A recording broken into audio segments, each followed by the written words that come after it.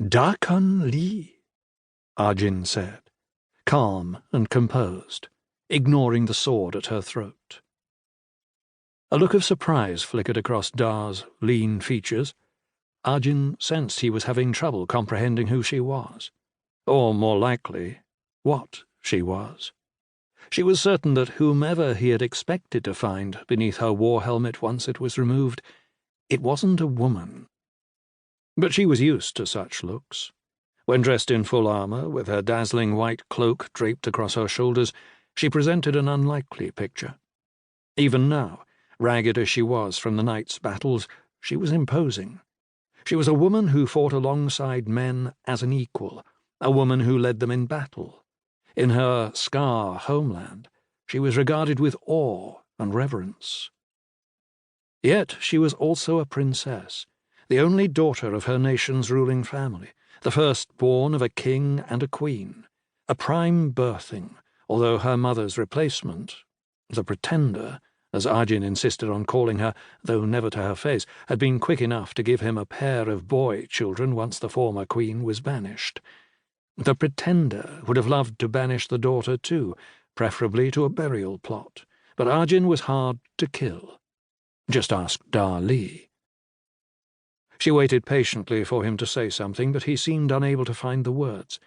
He simply stood there staring, with the point of his blade at her throat and his expression unreadable. "Not what you expected?" she asked. She gave him an encouraging smile, enjoying the moment. "Who are you?" he managed finally. Her smile broadened.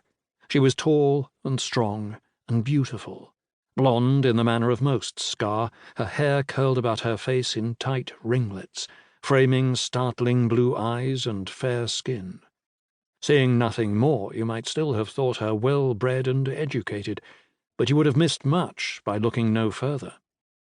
Only 22 years of age, she was a warrior skilled in combat arts and battlefield tactics. She had been born to it, her talents obvious even at an early age.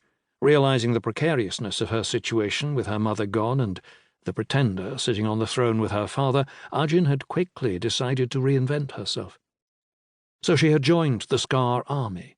She had asked to be called only by her given name and not be accorded any special treatment. She was given none. She was harassed and abused, but she never complained.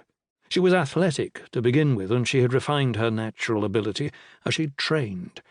Her willingness to place herself at risk and to suffer whatever hardships were required had endeared her to the soldiers who supervised her training or trained with her, all of whom were quick to tell others of her commitment. Her father, watching from afar, was one of those who paid attention. Arjun's perseverance, even in the face of her mother's banishment and the animosity of the pretender, only deepened his feelings for her. He was impressed by her determination and skill. She had excelled at everything asked of her, and had evidenced an extraordinary understanding and appreciation of the lessons she was being taught. She advanced quickly through the army's ranks, becoming a battalion commander at 18. For her first assignment, she was tasked with leading a small number of Skaar soldiers into an outback country in Eurodia that had risen in revolt. She led from the front. She never asked anything of her soldiers that she would not do herself, and crushed the uprising in 3 days. By then she had gained sufficient support from her father and the Skaar military that she was safe from the pretender's malevolent scheming.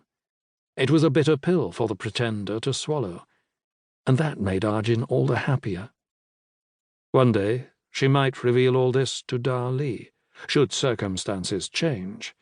But lives were complicated and personal histories were not to be shared too hastily, so this day she would keep her story to herself.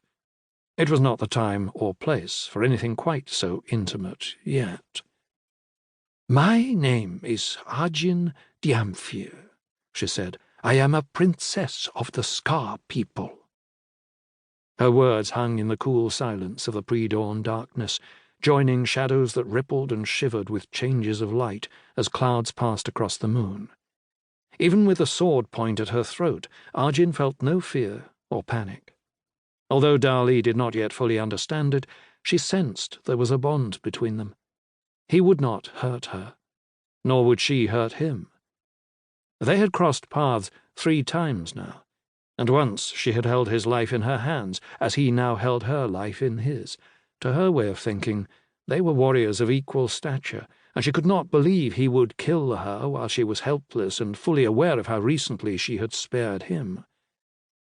"I heard your name inside the keep," he said. "I heard them call out, 'Arjun, Arjun.' A victory cry, I'm guessing. But it was really a massacre, wasn't it? A slaughter." He shook his head in disgust. "How do you know my name?" "From my penetrator, called Dre. You know him as Casson." "I know him.